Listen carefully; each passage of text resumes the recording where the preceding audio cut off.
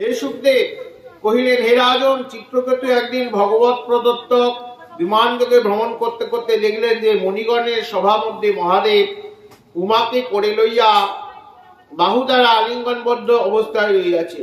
বহু সিদ্ধ ও চানরগণ তাহাদিগকে চারদিকে বেষ্টিত করিয়া রইয়াছে। তখন চিত্রকেতু উচ্চস্বরে হাস্য করিয়া মহাদেবকে বহু নিন্দাসূচক বাক্য কহিলেন। তখন মহাদেব এবং অন্য সকলেই নীরব থাকলেও দুর্গাদেবী কুপিত হইয়া বললেন, হে দুর্বৃত্ত, তুমি অসুরজনী প্রাপ্তি হও।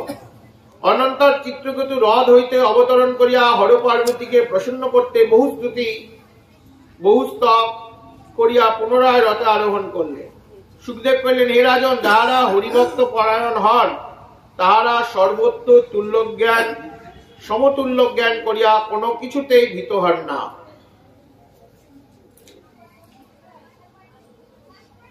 ভগবত ভক্ত চিত্রকেতু যদিও প্রতি শাপ প্রদানে সমর্থ ছিলেন, তথাপিও তিনি অবনত মস্তকে দেবীর শাপ গ্রহণ করেছিলেন। ইহা তাহার সাধুতারই পরিচয়। চিত্রকেতু দানবজনী প্রাপ্ত হইয়া ত্বষ্টার যজ্ঞ দক্ষিণাগ্নিতে উৎপন্ন হইয়াছিলেন এবং কালক্রমে বৃত্ত নামে খ্যাত হন। মহাত্মা চিত্রকেতুর এই পবিত্র ইতিহাস বিষ্ণু ভক্তগণের মাহাত্ম্য প্রকাশ, ইহা শ্রবণ করার জীব সংসার বন্ধ হইতে মুক্তি লাভ করে। বলিয়ে ভক্তবৎসল ভগবান কি, আপন গুরুদেব কি জয়। শ্রী রাধে শ্যাম নিতাই গৌর হরি। দাদা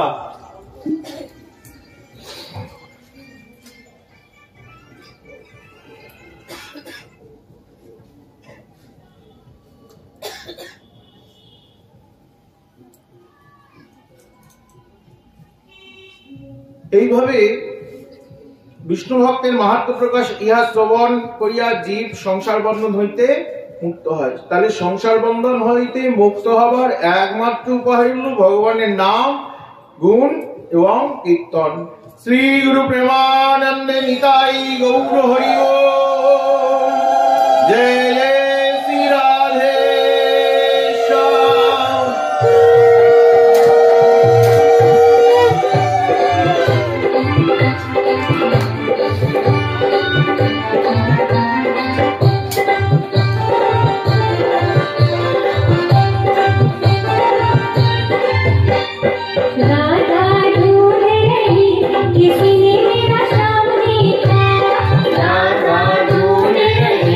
किसी ने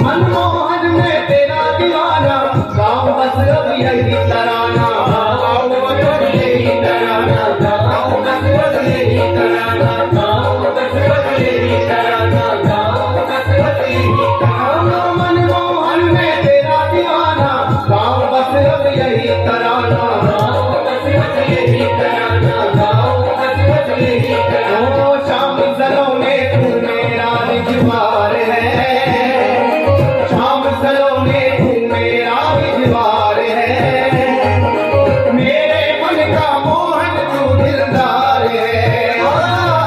काली कमली वाला मेरा यार है, मेरे मन का मोहन तू दिलदार है।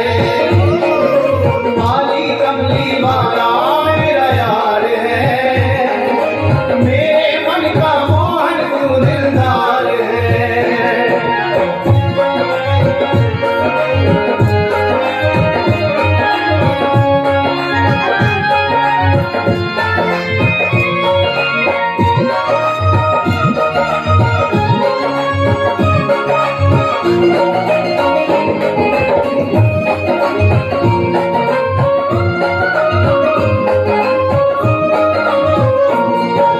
तू मेरा मैं तेरा प्यारे, ये जीवन अब तेरे सहारे, ये जीवन अब तेरे हवाले, ये जीवन अब तेरे हवाले, ये जीवन अब तेरे हवाले, ये जीवन अब तेरे हवाले। तू मेरा मैं तेरा प्यारे, ये जीवन अब तेरे सहारे, ये जीवन अब तेरे हवाले, ये जीवन अब तेरे हवाले। ओ तेरे हाथ इस जीवन की पतवार है, तेरे हाथ इस जीवन की पतवार है, मेरे मन का मोहन तू दिलदार है। काली कमली वाला मेरा यार है, मेरे मन का मोहन तू दिलदार है। काली कमली वाला मेरा यार है, मेरे मन का मोहन तू दिलदार है।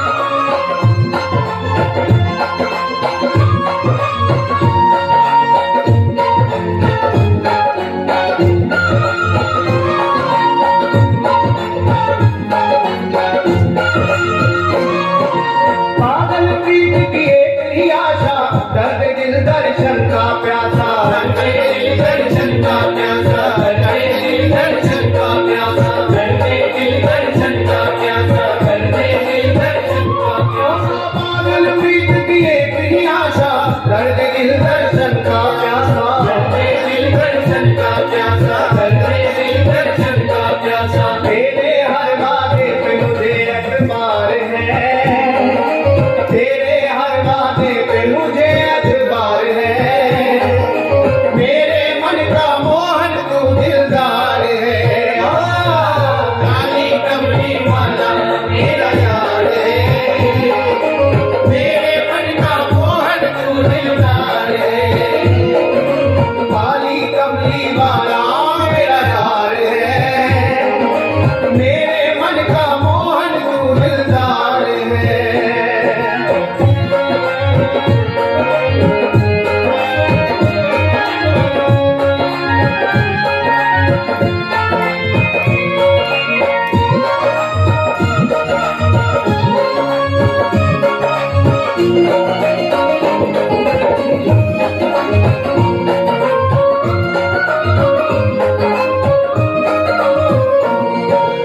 तुझको अपना मान लिया है, ये जीवन तेरे नाम किया है, ये जीवन तेरे नाम किया है, ये जीवन तेरे नाम किया है, ये जीवन तेरे नाम किया है, ये जीवन तेरे नाम किया है। तुझको अपना मान लिया है, ये जीवन तेरे नाम किया है, ये जीवन तेरे नाम किया है, ये जीवन तेरे नाम किया है। चित्र विचित्र को बस तुमसे ही प्यार है, चित्र विचित्र बस तुमसे ही प्यार है, मेरे मन का मोहन तू दिलदार है।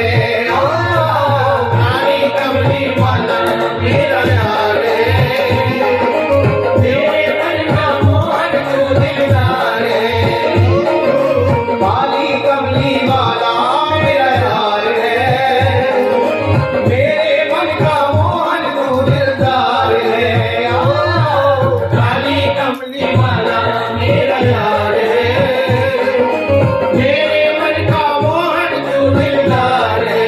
ओ मेरा यार है, मेरा दिलदार है, ओ मेरा यार है, मेरा दिलदार है। ओ मेरा यार है, मेरा दिलदार है, ओ मेरा यार है, मेरा दिलदार है। ओए ओए ओए काली कमली वाला मेरा यार है, मेरे मन का मोहन तू दिलदार है। काली कमली वाला मेरा यार है, मेरे मन का मोहन तू दिलदार है। काली कमली वाला मेरा यार है, मेरे मन का मोहन। बोलिए भक्तवत्सल भगवान की जय। जय श्री राधे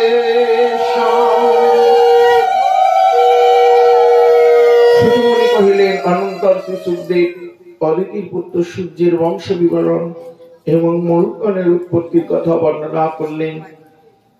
তিনি বললেন, মহাত্মা কশ্যপের ঔরসে দক্ষ কন্যা অদিতির গর্ভে ইন্দ্র প্রমুখ দেবতাদের সৃষ্টি হয়। দিতির গর্ভে হিরণ্যকশিপু ও হিরণ্যক্ষ এই দুই পুত্রের জন্ম হয়। জন্মাসুরের জম্ভাসুরের কন্যা কয়ালু হিরণ্যকশিপুর পত্নী ছিলেন। তার গর্ভে সংলাপ, অনল্লাভ, অল্লাভ ও প্রহ্লাদ নামক এই চার পুত্রের জন্ম হয়। ইহাদের ভগ্নীর নাম সিংহিকা। সে তাহার প্রতি বিপ্রচিত্র দানবের ঔরসে রাহুক নামক এক পুত্র লাভ করেছিলেন। রাহুক মৃত পান করতে প্রবৃত্ত হইলে শ্রী চক্রের দ্বারা তাহার মস্তক ছেদন করেছিল। প্রহ্লাদের পুত্র বিরোচন, তার ভার্যা দ্রবীর গর্ভে বলির জন্ম। বলি তার ভার্যা অসনার গর্ভে শতপুত্র সৃষ্টি করেন। তাহাদিগের মধ্যে বাণ শঙ্করের আরাধনা করিয়া প্রাধান্য লাভ করেন। ৪৯ পবন দিতির পুত্র, তারা সকলে দেবরাজ ইন্দ্রের দ্বারা দেবত্ব লাভ করেন এবং তারা সকলে নিঃসন্তান ছিলেন।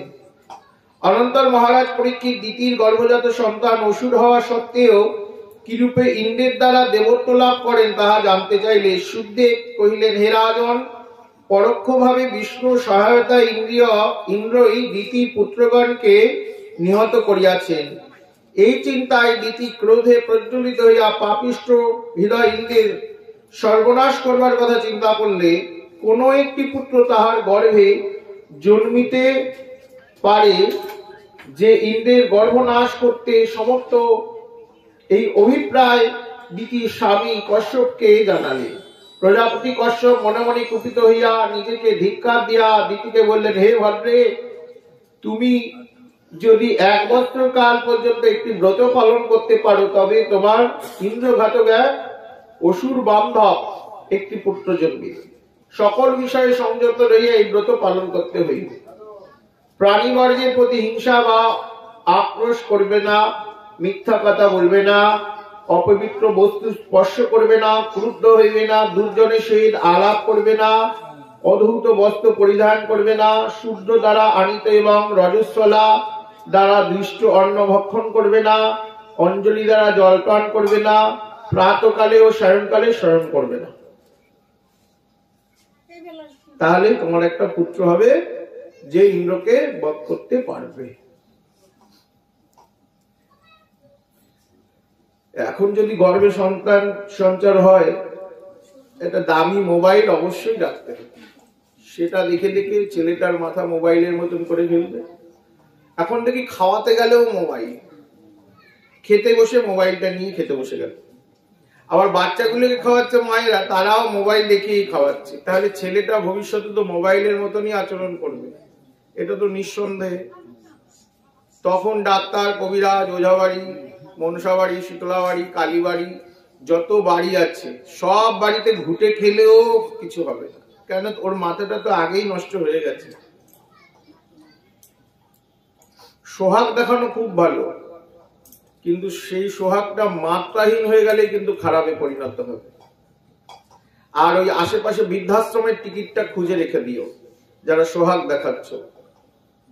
সোহাগ দেখানো ভালো, কিন্তু সোহাগটা বেড়ে গেলে কিন্তু মুশকিল আছে। বৃদ্ধাশ্রমে আশেপাশে নবদ্বীপে আছে, আমার অনেকগুলো খোঁজ আছে আমার কাছে, নবদ্বীপে আছে, মেদিনীপুরে আছে, সব ফোন নাম্বার আমি এনে দেবো, রেখে দিও, ভবিষ্যতে কাজে লাগবে। যদি যেতে হয়, ছেলে যদি ধাক্কা দিয়ে বের করে দেয়, বলছে বিশাল বড় ফ্ল্যাট, 3 তলা ফ্ল্যাট, মার্বেল দেওয়া, অনেক কিছু আছে, বিশাল বড় কুকুরও রেখেছে, অ্যালসেশিয়ান বুলডগ, ডবরম্যান, কত নাম আছে অত তো জানা নেই, সব কুকুরদের জায়গা আছে। কুকুরদের আবার কাঁচা সব জিনিস এনে খাওয়ায়, রান্না করে খাওয়ায়, তার একটা লোক আছে। কিন্তু বৃদ্ধ বাবা মাকে রাখার মতন একটাও ঘর ওই ফ্ল্যাটে নেই। আমার এখানে এসে ভক্তি দেখিয়ে কোনো লাভ হবে কিনা আমার সঠিক জানা নেই, তবে বাড়িতে যারা আছে তার প্রতি ভক্তি দেখালে তবে এখানে আসলে ভক্তি লাভ হবে। বাড়িতে বাবা মা কাঁদছে, আর এখানে এসে যতক্ষণ না আমি উঠছি মানে মোজাটা পড়ে আছি বলে তাই, নাহলে তো কি হতো পায়ে যাই না। আর এদিকে বাড়িতে বাবা মাকে একটা প্রণাম করবারও প্রয়োজন মনে করে না, ওই ভক্তি দেখিয়ে লাভ। ভক্তি হবে অন্তর থেকে। বাড়িতে যারা আছে, যাদের বাবা মা আছে, বৃদ্ধাশ্রমে না পাঠিয়ে নিজের কাছে রেখে সেবা করো, তাতে ভক্তি লাভও হবে, আর ভক্তি জীবনে আর কোনো বাধাও আসবে না। আর যদি তা না করো, যদি মনে হয় তাদেরকে বৃদ্ধাশ্রমে পাঠিয়ে তুমি বড় ভক্ত হবে, এই জীবনে হওয়া যাবে না। আর আমরা যারা বাবা মা হারিয়েছি, তারা তো হারিয়েছি, তাদের মতন ভাগ্যহীন, তাদের মতন কাঙাল, তাদের মতন দুর্ভাগা সারা পৃথিবীতে নেই। পিতামাতার সেবা যত্ন করে করলেই দেখবে সবকিছু পেয়ে গেছে। আর যেই পিতামাতার দ্বারা তোমার শরীর তৈরি হলো, তোমার মন তৈরি হলো, তোমার আত্মা, চিত্ত, বুদ্ধি, বিবেক সব পেলে, তাকে দূরে সরিয়ে রেখে কি কখনো ভগবানকে পাওয়া যায়? আমরা এই মহালয়ের দিন তর্পণ করতে যাই, ইত্যাদি, অনেকে পূর্বপুরুষকে জল দিতে যাই, কত কিছু করি। আরে বাবা, বাড়িতে তো বাবা মা রয়েছে, আগে তাদেরকে সেবা করে দেখবে। বাবা মাই তো পূর্বপুরুষের সিঁড়ি। প্রথম সিঁড়িতে না পা দিয়ে লাস্টের সিঁড়িতে পা দিলে, একদম 5 নম্বর সিঁড়িতে পা দিলে যেমন দেওয়া যায় না, তেমন বাবা মাকে ডিঙিয়ে ঠাকুরদা, ঠাকুরদা, তার বাবা, তাদেরকেও পাওয়া যাবে না। অনন্তর মহারাজ পরীক্ষিত দিতির গর্ভজাত সন্তানের কথা চিন্তা করলেন, বর্ণনা করতে বলছে। সন্ধ্যাকালে উচ্ছিষ্ট স্পর্শ করবে না, তাহা অধৌত না করিয়া, পাদপক্ষণ না করিয়া নিদ্রাও যাবে না। কোন একদিন দিতি দৈবাচক্রে সবকিছু ভুলে গিয়ে সন্ধ্যাকালে কিছু পেয়েছে, হাতটাও ধোয়নি, পাটাও ধোয়নি, ওইভাবেই শুয়ে পড়েছে। কোন একদিন দিতি দৈবাচক্রে সন্ধ্যাকালে উচ্ছিষ্ট স্পর্শ করিয়া, তাহা ধৌত না করিয়া এবং পাদপক্ষণ না করিয়া নিদ্রায় গিয়েছিলেন। যোগ সিদ্ধ ইন্দ্র সেই সুযোগে পাইয়া নিজ যোগমায়া প্রভাবে নিদ্রায় অচৈতন্য দিতির উদরের মধ্যে প্রবেশ করিয়া বজ্রের দ্বারা গর্ভস্থ সন্তানকে 7 ভাগে বিভক্ত করলেন। তখন তাহারা কন্দন করলে ইন্দ্র পুনরায় প্রতি খণ্ডকে 7ম ভাগে বিভক্ত করল। ইন্দ্র আবার গর্ভছেদন করতে আরম্ভ করলেন। এই গর্ভখণ্ড সকল কৃতাঞ্জলি হইয়া কহিল, হে ইন্দ্র, আমরা বায়ুগণ আপনারই ভাতা, আপনি কি কারণে আমাদেরকে বিনাশ করতে অভিলাষী হইয়াছেন? ওই খণ্ডগুলো বলতে লাগলো, আমরা তো আপনারই ভাই, কেন আপনি আমাদেরকে মারছেন? তোমাদিগের প্রতি আমার অন্য ভাব নাই, ভাতৃভাব নাই, আমি তোমাদিগকে নিজ পারিষদ করব এই অসুর জনিত থেকে মুক্ত করে, তাই তোমাদেরকে এইভাবে খণ্ড করছি। সুখদেব মহারাজ পরীক্ষিতকে বললেন, লোকে একবার মাত্র শ্রীহরি আরাধনা করিয়াও তাহার আত্মতুল্য প্রিয়তা লাভ করে, আর দিতি প্রায় 1 বৎসর কাল যে তার আরাধনা করিয়াছিল, তাই দিতির গর্ভ হইতে ইন্দ্রের বজ্র দ্বারা 49 ভাগে বিভক্ত হইয়া শ্রীহরি কৃপাগুণে আপনি পরীক্ষিত যেমন অশ্বত্থামার অস্ত্রে মৃতমুখে পতিত হন নাই, সেইরূপ এই ইন্দ্রের বজ্র থেকেও এই দিতির গর্ভজাত এই 49 জন বায়ুও বেঁচে গেলেন, তারা কেউ মারা গেলেন না। বলিয়ে ভক্তবৎসল ভগবান কি জয়, জয় শ্রী রাধে শ্যাম। খণ্ডিত গর্ভ মৃতপুত্র প্রাপ্ত হন নাই।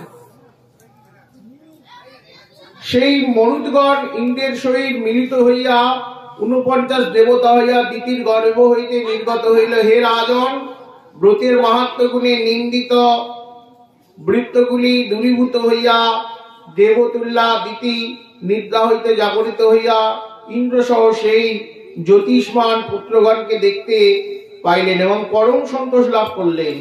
অনন্তর দিতি এইরূপ হইবার কারণ জিজ্ঞাসা করা ইন্দ্র অকপটে সকল সত্য কথা বললেন। হে মাতো, আপনি একটা হচ্ছিল অসুরি, ওই যে একটু ভুল করলো, হাতটা ধুলো না আর পাটা ধুলো না, শুয়ে পড়লো, এই ফাঁকে ইন্দ্র ঘুমিয়ে পড়লো, এই ফাঁকে ইন্দ্র চলে গেল।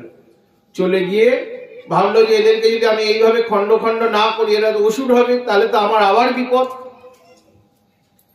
আসরিক ভাব সম্পূর্ণ ব্যক্তি যদি ভগবত চরণামৃত প্রসাদ এবং ভগবত ধামস্থ ধুলিতে রজে গড়াগড়ি যান, তবে তার অসুর বৃত্তি পর্যন্ত চলে যাবে। সুখদেব কহিলেন, স্ত্রীলোকেরা পতির অনুমতি লইলা অঘ্রাণ মাসে শুক্লপক্ষিয়া প্রতিপদ হইতে। সুখদেব কহিলেন, স্ত্রীলোকেরা পতির অনুমতি লইয়া অগ্রহায়ণ মাসে শুক্লপক্ষীয় প্রতিপদ হইতে সর্ব কামপ্রদ ব্রত আরম্ভ করবেন। প্রাতকালে দন্তমার্জন স্নানাদি করিয়া শুক্লবর্ণ পরিধেয় ও উত্তরীয় ধারণ করিয়া ব্রাহ্মণগণের অনুমতি লইয়া পূর্বোক্ত মরুদগণের জন্মবৃত্তান্ত শ্রবণ করিয়া বিষ্ণু ও লক্ষ্মীর পূজা করবেন। মহাভাব সম্পন্ন অতুল ঐশ্বর্যশালী ব্রহ্মা বিষ্ণু মহেশ্বর আত্মক ভগবান পুরুষোত্তমকে নমস্কার করি এবং তাহাকে মহাবিভূতি সহ পূজা প্রহার প্রদান করি। এই মন্ত্র দ্বারা প্রতিদিন একাগ্রচিত্তে বিষ্ণুর আহ্বান করবেন এবং পাদ্য অর্ঘ্য আচমনীয় স্থানীয় বস্ত্র উপবিত আভরণ চন্দন গন্ধ পুষ্প ধূপ দীপ নৈবেদ্য প্রভৃতি উপাচার প্রদান করবেন। ভক্তি বিনম্র চিত্তে ভূমিতে দণ্ডবত প্রণাম করবেন এবং 10 বার মন্ত্র জপ করবেন, অতঃপর তত্ত্বপাঠ করবেন। পরম ভক্তি সহকারে পতিকে সাক্ষাৎ ভগবান রূপে জ্ঞান করিয়া তার প্রিয় বস্তু দ্বারা তাহাকে সেবা করবেন। হে রাজন, এই ব্রত স্বামী ও স্ত্রী উভয়ের মধ্যে যে কেউ করলে উভয়ের ফল লাভ হয়।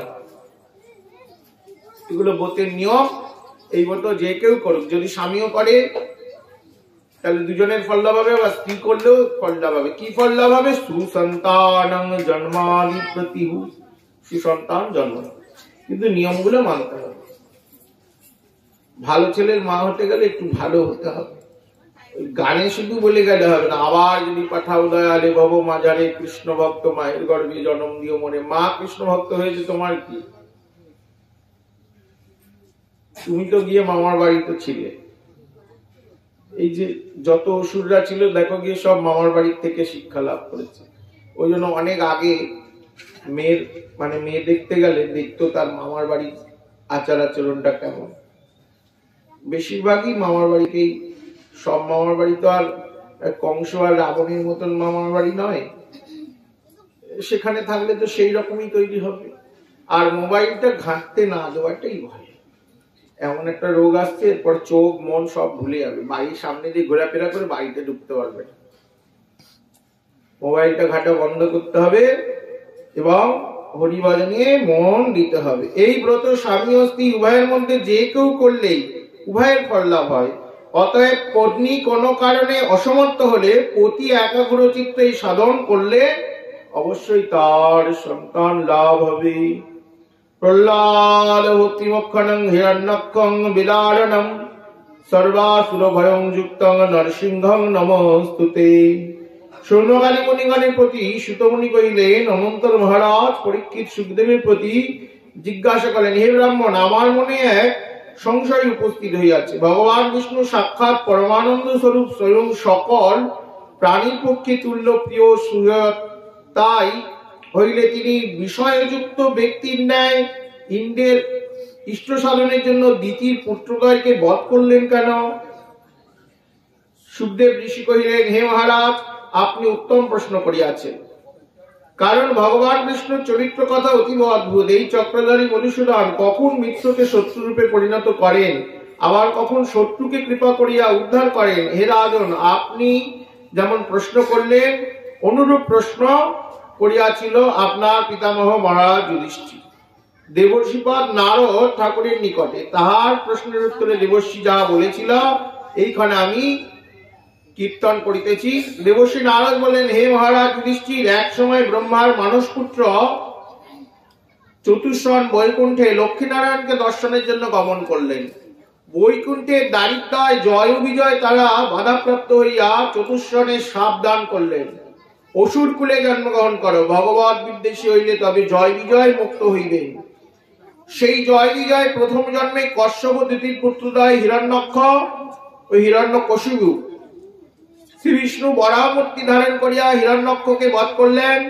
হিরণ্যকশিপু ভাতৃহন্তা নারায়ণের প্রতি অতিশয় ক্রোধ প্রকাশ করে বললেন, হে দৈত্যগণ, নারায়ণ পূর্বে শ্রদ্ধা তেজময় থাকলেও মায়া পরতন্ত্র হইয়া মৎস্যপূর্ব বরাহ রূপ ধারণ করিয়া নিজ স্বভাব হইতে ভ্রষ্ট হইয়াছে। তাহাকে যে জন উপাসনা করে তখন সে তাহার প্রতি আত্মীয় ভাবে স্নেহপরায়ণ হইয়া থাকে। অতএব তাহার চিত্ত বালকের মতো অস্থির।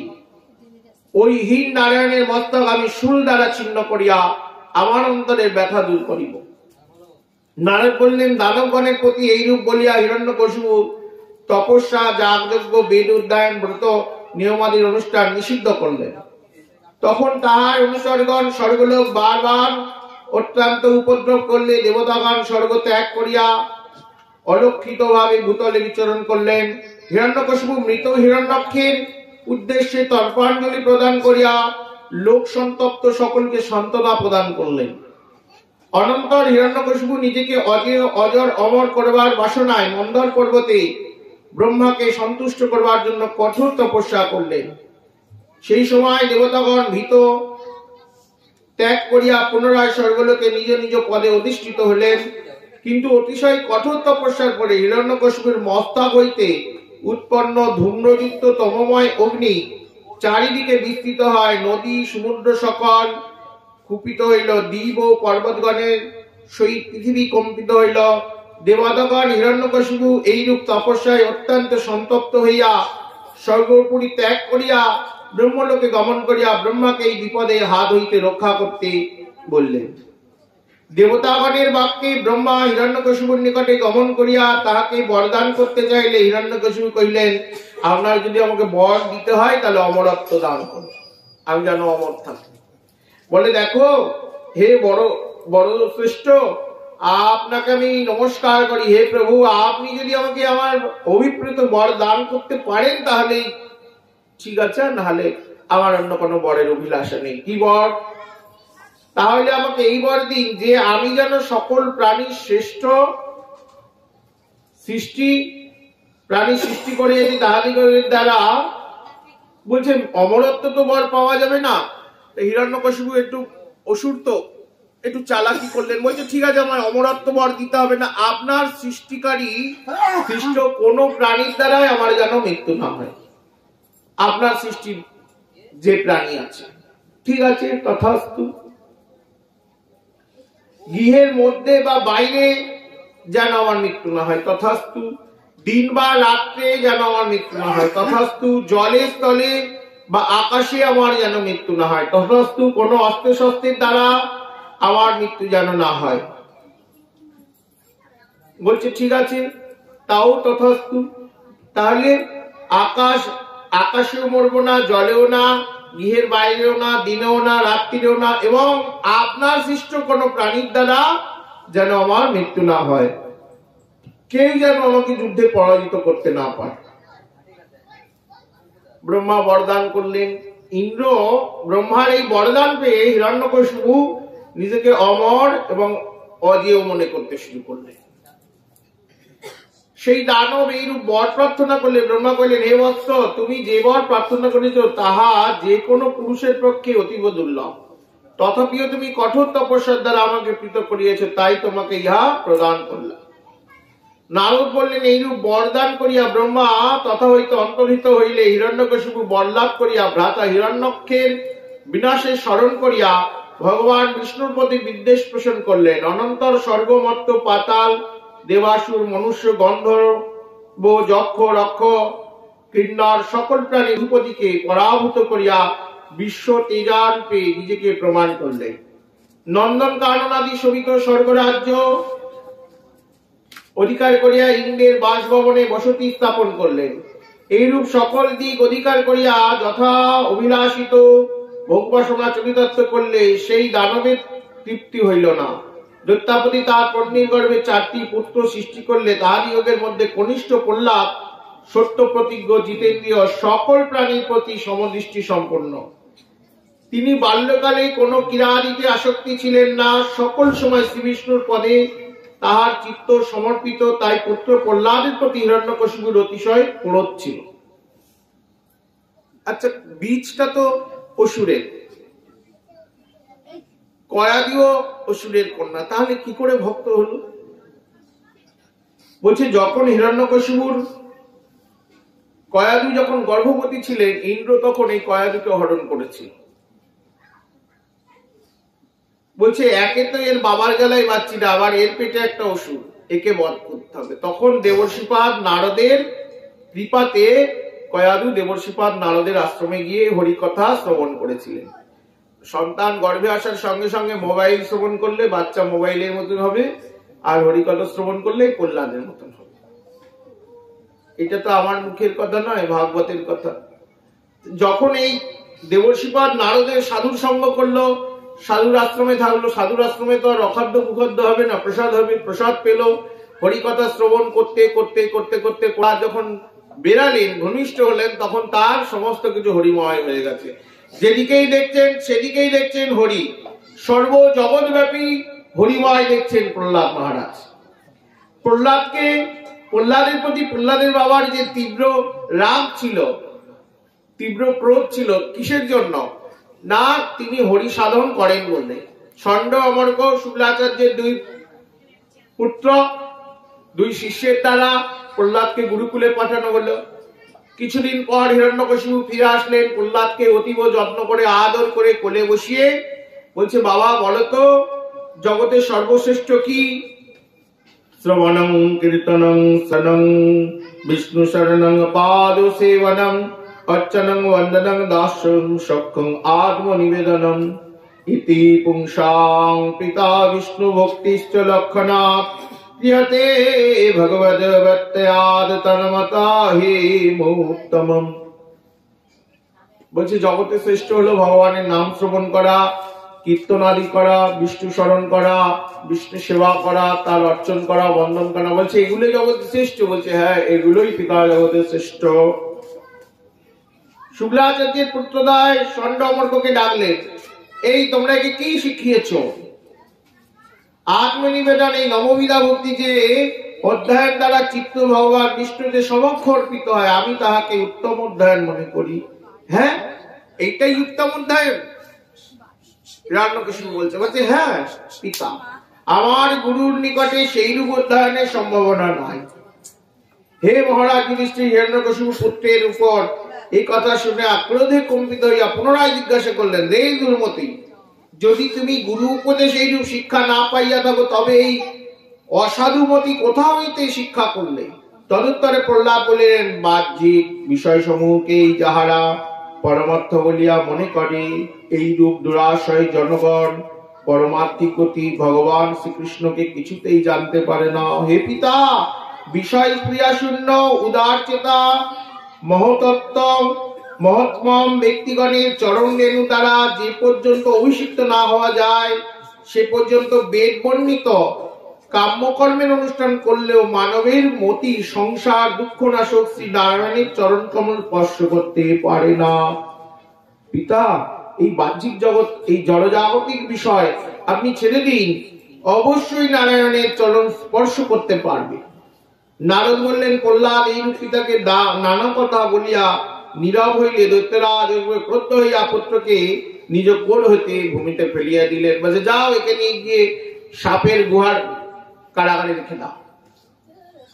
আবার কিছুদিন পর নিয়ে আসলেন, বললেন এবার তো ঠিক হয়েছে, বলে সাপের কারাগারে ভয় পাচ্ছে না, বলে তাহলে নিয়ে আসুন। নিয়ে এসে বললেন, বলো এবার কি তোমার মতি চেঞ্জ হয়েছে? বলো হে রাজন, দৈত্যপতি এইরূপ চিত্তক্লিষ্ট দেখিয়া শুক্লাচার্যের পুত্র ষণ্ড অমরককে তাহাকে পরামর্শ দিলেন, হে নাথ, আপনার ভ্রুভঙ্গি দর্শনে সমস্ত লোকপালগণ ভীত হন, কিন্তু আপনার ছেলে ভীত না। আপনার ভুরু দেখে, আপনার চোখ দেখে সবাই ভীত হয় জগতে, কিন্তু আপনার পুত্র একমাত্র ভীত নয়। কি করা যায় আপনি বিচার করুন। আবার ডাকলো, তাকে পাহাড়ের উপর থেকে ফেলে দিল, সেখান থেকেও ভগবান তাকে রক্ষা করলো। তাহলে প্রহ্লাদ চরিত্রে আমাদের কি শিক্ষা পাওয়া যায়? না, ভগবানকে যদি আশ্রয় করে রাখা যায়, ভগবান সবসময় ভক্তকে সমস্ত বিপদ থেকে রক্ষা করে থাকেন। বলিয়ে ভক্তবৎসল প্রহ্লাদ মহারাজ কি, হিরণ্যকশিপু কি জয়, শ্রী রাধে শ্যাম। চিত্তক্লিষ্ট দেখিয়া তাতেও বেঁচে গেল, বুঝে কি ব্যাপার, হাতির পায়ের তলায় দিল, তাতেও বেঁচে গেল। একদিন হিরণ্যকশিপু রাজসভায় বসে খুব চিন্তাযুক্ত, কি করে এই আমি হরিভক্ত বন্ধ করছি, আর আমার ছেলে যদি হরিভক্ত হয় তাহলে একটা কেমন দেখায় না, কি করা যায় উপায় চিন্তা করছেন। তখন তার বোন হোলিকা এসে উপস্থিত হলো, বলছে দাদা কি চিন্তা করছো, কিসের চিন্তা এত তোমার? বলছে আর বলিস না, এই আমি সমস্ত জায়গায় বন্ধ করে দিচ্ছি যে হরিভজন করা যাবে না, যাগ যজ্ঞ পূজা আদি নারায়ণের কিছু করা যাবে না, আর আমার পুত্র প্রহ্লাদই এই সমস্ত অধিকারী, জানি না ও কোথা থেকে শিখেছে। আর কতবার মৃত্যু বরণের চেষ্টা করলাম, কিছুতেই মরল না। বলে তুমি এক কাজ করো, এক সুন্দর করে চিতার ব্যবস্থা করো, আর সেই চিতাটা প্রজ্বলন করে দাও, আমি তার উপরে বসবো, আমি অগ্নির বর প্রাপ্ত, ব্রহ্মা আমাকে বর দিয়েছে আগুন আমাকে স্পর্শ করবে না, আমি কোলে নিয়ে প্রহ্লাদকে বসবো, আগুন জ্বালিয়ে দাও, আমি তো পুড়বো না, প্রহ্লাদ পুড়ে যাবে।